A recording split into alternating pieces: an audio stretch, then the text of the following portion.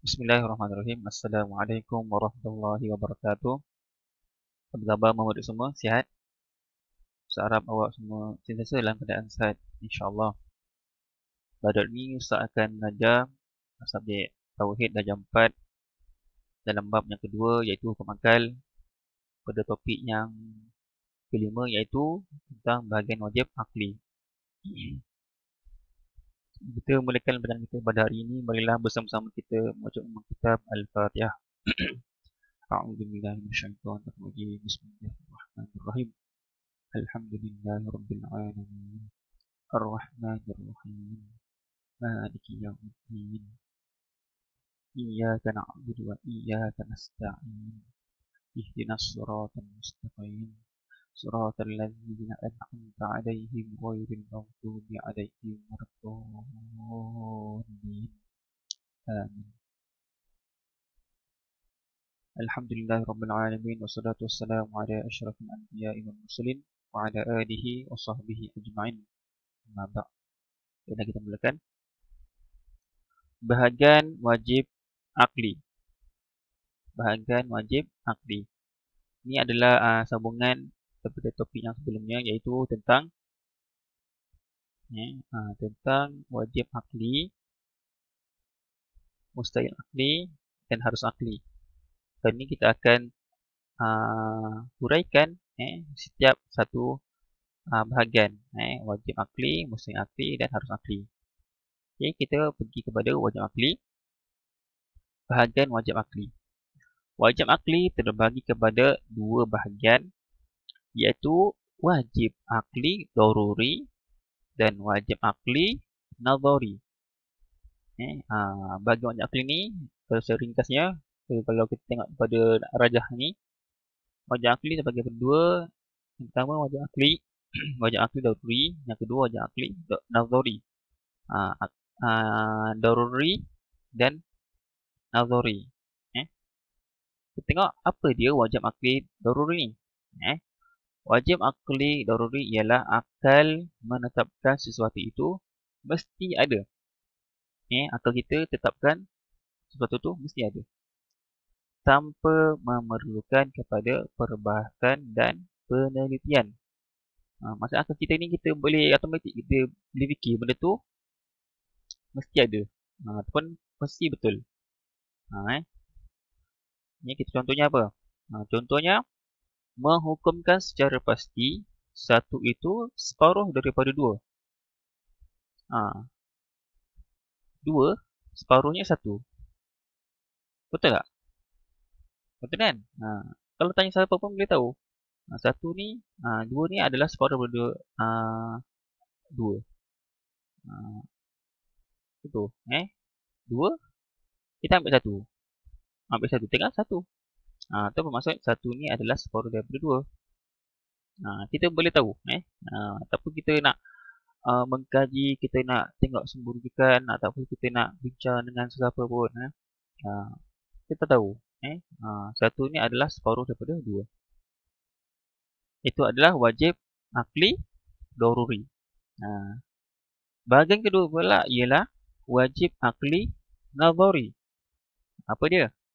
Akal menetapkan sesuatu itu mesti ada, tetapi memerlukan kepada perbahasan dan penelitian serta mendatangkan dalil-dalil kepada ketetapan tersebut. Akal kita ni dapat tetapkan benda tu ada ataupun benar, tetapi memerlukan perlukan perbahasan dan penelitian. Perlu kita rujuk kepada mana-mana sumber ataupun rujukan, ataupun bukti-bukti, mendatangkan dalil ni. Mendatangkan dalil-dalil ni ialah buktilah untuk menyokong ketetapan itu. Contohnya apa? Wajib wujud Allah yang menjadikan alam ini.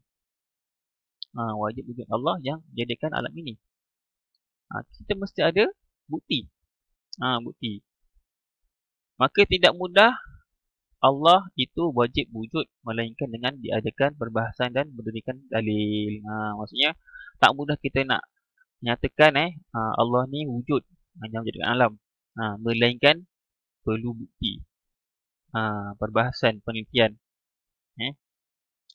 Okey, antara penelitian yang sebagai contoh, kita bukti yang kita dapat tunjukkan tentang kewujudan Allah ni ialah melalui Al-Quran.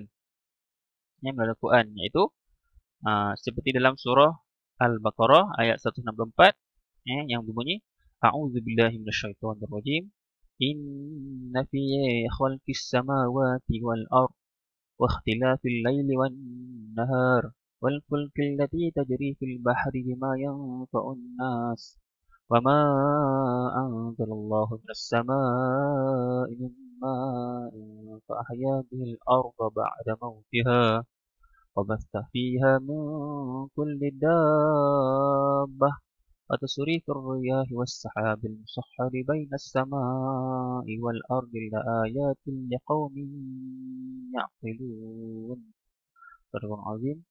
Artinya, sesungguhnya dalam penciptaan langit dan bumi, silih bergantinya malam dan siang, bahtera yang berlayar di laut membawa apa yang berguna bagi manusia, dan apa yang Allah turunkan dari langit berupa air.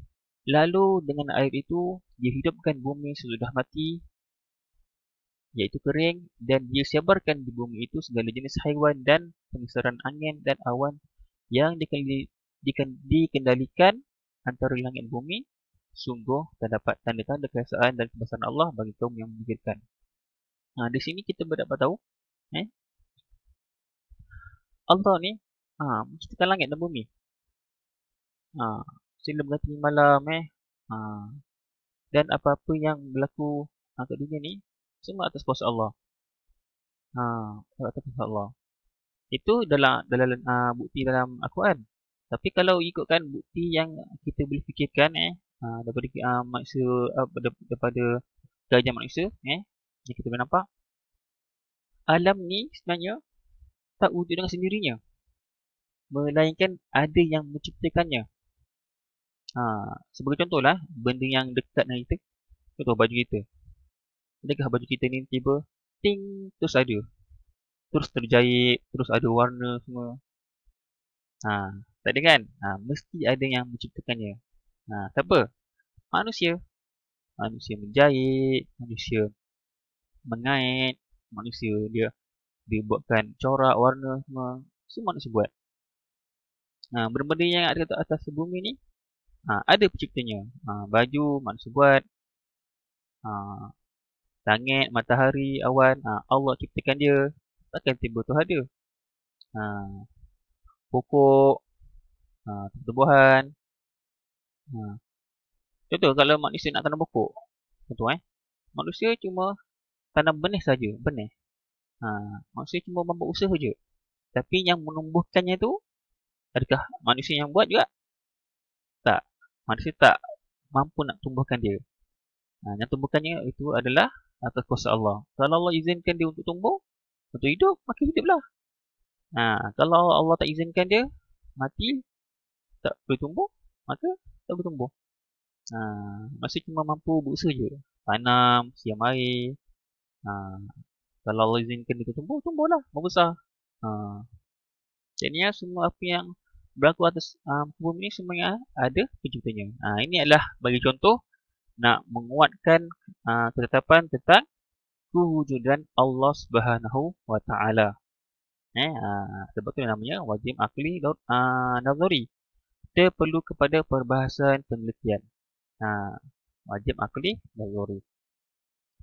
Yang seterusnya kita pergi kepada bahagian mustahil akli. Bahagian mustahil akli. Mustahil akli ni terbagi kepada dua bahagian, iaitu mustahil akli daruri dan mustahil akli nazari. Dia pun berkurang sama dengan wajib akli tadi. Ada dua bahagian. Satu daruri, satu lagi nazari. Kalau kita tengok kat bahagian ni, bahagian mustahil akli ada dua. Yang pertama mustahil akli daruri, yang kedua ialah mustahil akli nazari. Ada dua bahagian. Yang pertama mustahil akli daruri. Apa dia mustahil akli daruri? akal menetapkan sesuatu itu mesti tiada. Mesti tak ada. Tanpa memerlukan kepada perbahasan dan dalil. Akal kita boleh tetapkan, boleh tahu. Benda tu mesti tak ada. Atau benda tu mesti salah. Tanpa perlukan apa-apa perbahasan, perbincangan ke, rujuk amal mana sumber ke, tak perlu. Sebagai contoh, akal tidak boleh diterima satu itu separuh daripada 3. Boleh terima? 3 ni, kalau bagi separuh, 1. Ataupun 1 ni separuh daripada 3. Betul tak? Kalau kita buat contoh 1, tinggal 2. Betul tak? 1 ni separuh daripada 3. Tak betul kan? Tak nak. Kalau nak sebetulnya, mungkin 1/2. Kalau 1/2, kita ambil 1/2, okey, baginya 1/2. Itu betul. Ataupun kita bagi 4 lah. 4, 2 separuh daripada 4. Betul tak? Betul lah. Sebab kalau kita ambil 2, bagi 2. Itu bermaksud 2 adalah separuh daripada 4. Ataupun kita bagi contoh, 2 adalah separuh daripada 5. Betul tak? Kalau kita buat sekalipun, contoh mudah, tangan guna jari kita ni, tak payah susah pun. Kita ambil 2. Bagi 3. Betul tak? Kalau kita nak cakap, 2 ni adalah separuh daripada 5. Tak betul kan? Jadinya, dia termasuk dalam mustahil akli daruri. Kita boleh tahu. Kita boleh tahu benda tu tak betul. Tak ada. Tak perlukan apa bukti pun. Tak perlu nak rujuk dengan siapa, tak perlu kita nak bincang dengan orang apa kan. Benda tu kita boleh tahu sendiri. Menakal.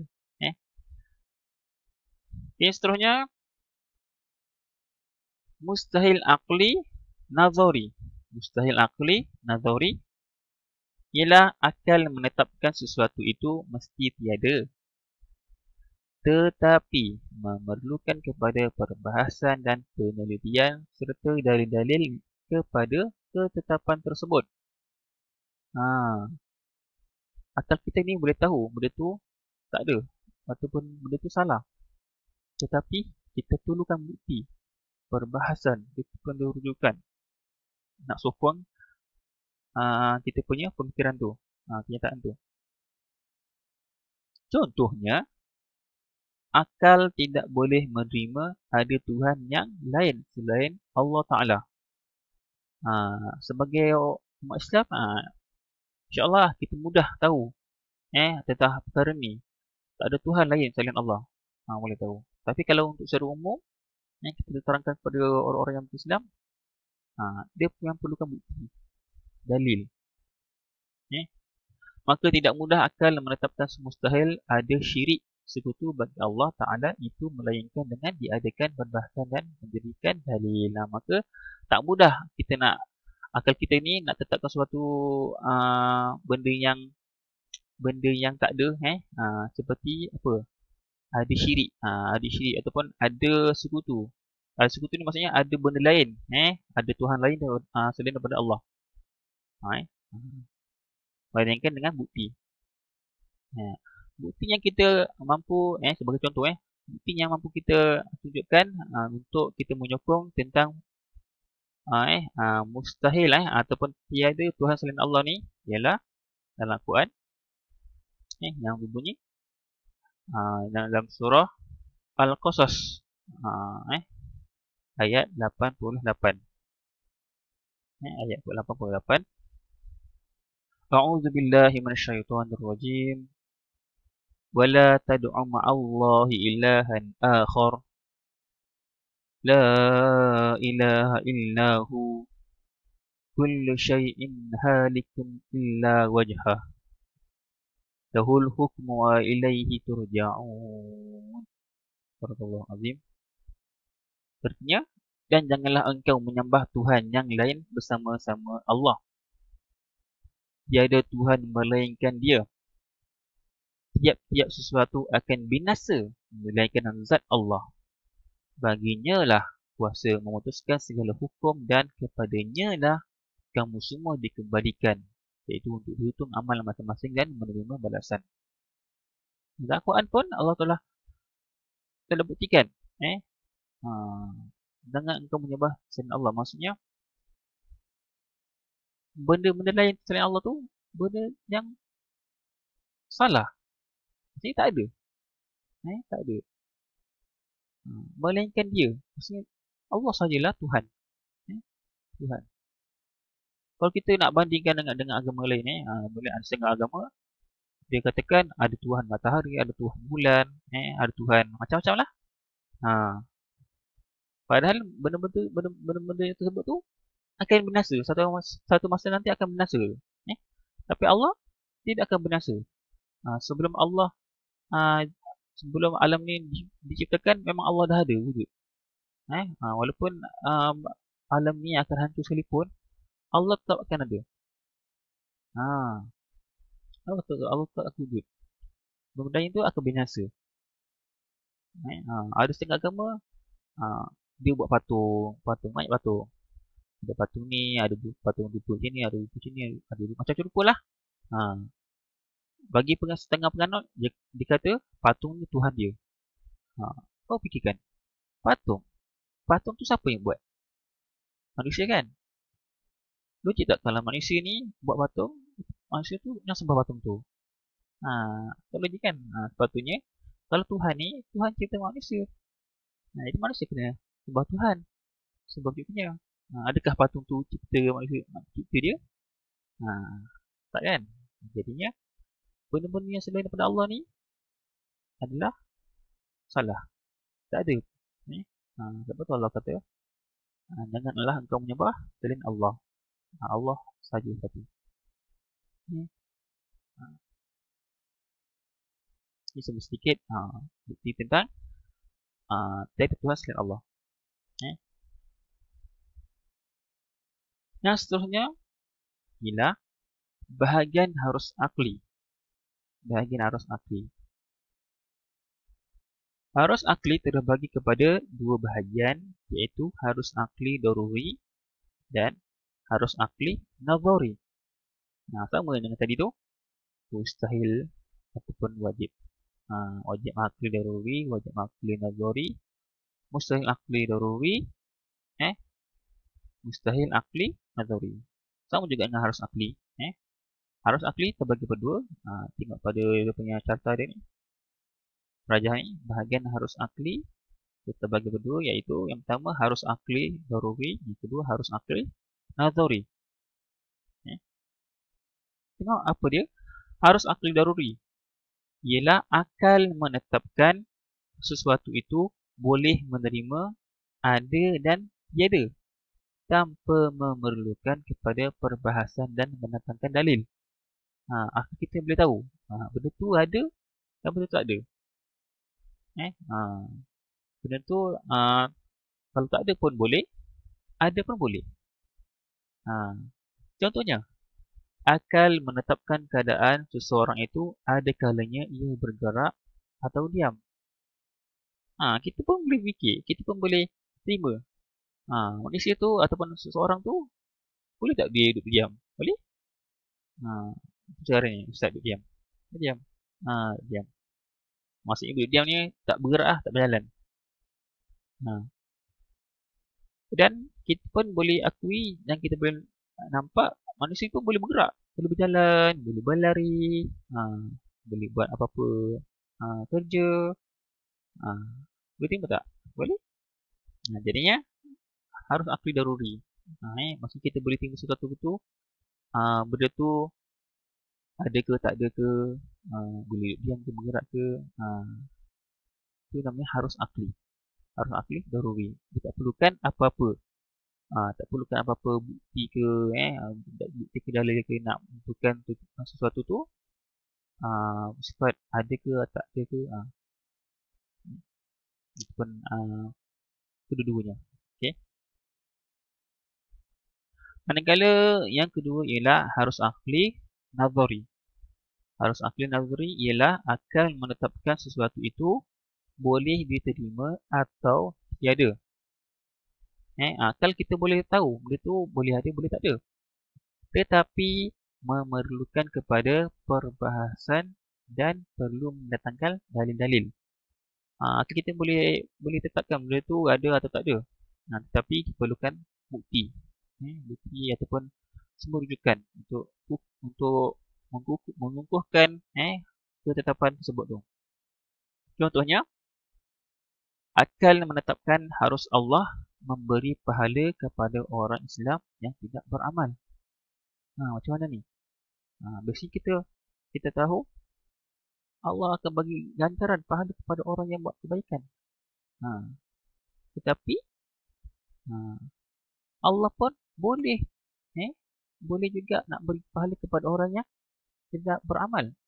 Dia beramal baru boleh beri pahala. Sebenarnya benda ni boleh.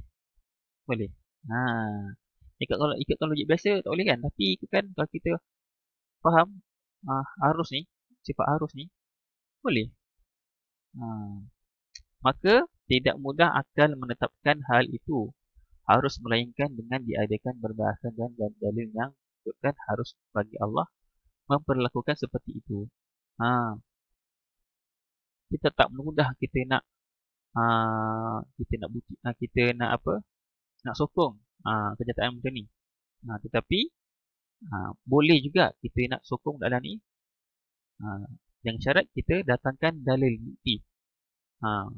Macam mana Allah boleh bagi pahala kepada orang yang tidak beramal. Buktinya ada. Buktinya tidak susah. Dalam surah Yasin yang kita biasa baca. Pada ayat yang kedua terakhir. Pada ayat 62. Yang berbunyi. A'udzubillahi minasyaitonirrajim. Innama amruhu idza arada syai'an an yakuna lahu kun fayakun. Subhanallahu azim. Artinya, sesungguhnya keadaan kekuasaannya apabila dia menghendaki adanya sesuatu, hanyalah dia berfirman kepada hakikat benda itu terjadilah engkau, maka ia terus menjadi. Maka kalau Allah nak beri pahala kepada seorang tu, tak kisahlah orang tu buat amal ke tak buat amal ke, boleh. Contohnya Allah nak masukkan seseorang tu, Allah nak masukkan seseorang yang beramal soleh ni dalam neraka pun boleh. Dan Allah nak masukkan seseorang yang selalu buat maksiat dalam syurga pun boleh. Sebab Allah ni sifat arus. Allah ni tak ada satu benda yang menghalang Allah ni nak buat sesuatu. Allah ni bersifat harus. Allah ni pun bersifat harus. Boleh buat apa-apa yang dia nak. Contoh, Allah boleh masukkan seseorang yang ahli maksiat ni, orang-orang yang selalu buat dosa semua masuk dalam syurga. Boleh? Boleh. Sebab Allah ni maha pengampun. Maha pemurah, maha penyayang. Dan Allah mungkin tahu apa yang adalah hati dia. Hati orang bermaksiat ni. Mungkin orang bermaksiat ni dia tahu dia buat salah dosa. Dia pun dah ingin nak bertobat. Dan mungkin Allah nampak niatnya tu, Allah boleh ubah dia punya takdir dia, masukkan dia dalam syurga. Sebab Allah ni sifat arus. Allah ni sifat rahmat. Boleh ubah dia masuk dalam syurga. Dan sama juga kepada orang yang selalu beribadat, rajin beribadat, semua kan. Allah boleh masukkan orang-orang yang soleh ni masukkan ke dalam neraka.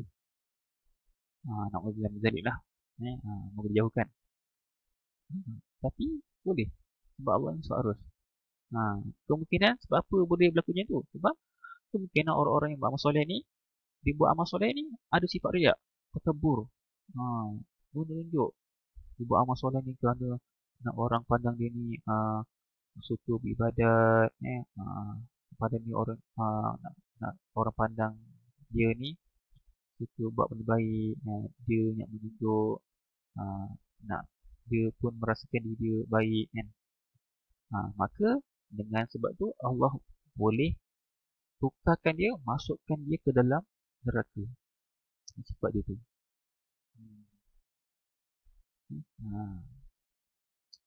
Itulah antara ya contoh bagi contoh bukti bagi harus akli nazari ni. Baiklah. Itu saja pelajaran kita pada hari ini. InsyaAllah pada masa akan datang kita akan sambung pada topik yang seterusnya, iaitu tanda-tanda yang menunjukkan hukum akal. InsyaAllah. Baiklah, kita tangguhkan pada hari ini dengan tersebut Al-Quran Surah Al-As. Bismillahirrahmanirrahim. Al-As. Innal insana lafi khusr illa alladhina amanu wa amilus shalihat wa tawassaw bil haqq wa tawassaw bis sabr. Wabillahi taufiq wal hidayah. Wassalamualaikum warahmatullahi wabarakatuh. Bagi murid